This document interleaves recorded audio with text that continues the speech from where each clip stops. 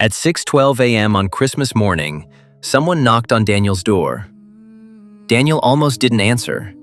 He had just finished working his third job and his whole body felt like it might collapse. For 6 years, this had been his life. Work, no sleep, repeat. All just to keep his little daughter alive. The knock came again. Slow, heavy. Daniel frowned. No one ever visited him, especially not on Christmas morning. Behind him, in the tiny apartment, his 6-year-old daughter Mia was sleeping on the couch under a thin blanket. Daniel quietly walked to the door and opened it. The moment he did, he froze. Standing there was Marcus, his older brother, the same brother he hadn't seen in 8 years. Marcus looked different now, older, confident, successful. But the moment he saw Daniel's face, his smile slowly faded. "Hey, little brother," Marcus said softly. Daniel blinked like he was seeing a ghost. Marcus? The last time they saw each other was the day they buried their mother. After that, life pulled them apart. Marcus moved abroad, chasing opportunities. Daniel stayed behind, trying to survive, trying to raise a child alone. Daniel rubbed his tired face. "Why are you here?" Marcus didn't answer right away. Instead, he looked past Daniel into the apartment. The peeling paint, the broken table, the empty corner where a Christmas tree should have been, and Mia sleeping on the couch. Marcus's expression changed instantly. "Daniel," he whispered. Daniel forced a small laugh. "Yeah, life's been a little busy." Marcus stepped inside slowly. "You still working nights?" Daniel shrugged. "Nights, mornings, afternoons." Marcus frowned. "What does that mean?" Daniel hesitated. Then he said quietly, "I work 3 jobs." Marcus stared at him. "3?" Daniel nodded. "Warehouse at night, delivery driving in the morning, cleaning offices in the afternoon." Marcus looked shocked. "You do that every day?" Daniel smiled weakly. 6 days a week." Marcus looked toward Mia again. "And the 7th?" Daniel's voice softened. "That's the day I try to be a dad." The room went silent. At that moment, Mia stirred and slowly opened her eyes. "Daddy?" She noticed Marcus and sat up. "Who's that?" Daniel smiled. "That's your uncle." Marcus crouched down with a gentle smile. "Hi, Mia." She looked at him curiously. "Did you come for Christmas?" Marcus nodded. "I did." Mia looked around the room. Then she said something so quietly it almost sounded like a secret. "We don't have presents this year." Daniel quickly looked away. Marcus felt his chest tighten. "Why not?" he asked gently. Mia shrugged. "Daddy said Santa is very busy this year." Marcus stood up slowly. "Daniel, can you come outside for a second?" Daniel frowned but followed him. The cold morning air hit their faces. And that's when Daniel saw it. Parked right in front of the building was a brand new black car. Daniel blinked in confusion. "Whose car is that?" Marcus pulled out a set of keys and placed them in Daniel's hand. "Yours." Daniel laughed instantly. "Very funny." Marcus didn't laugh.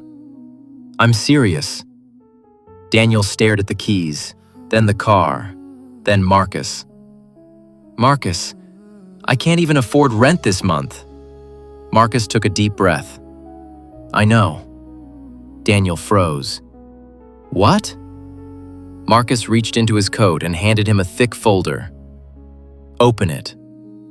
Daniel slowly flipped it open.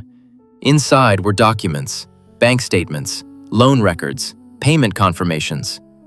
Daniel read the first page, then the second. His breathing suddenly changed. "Marcus."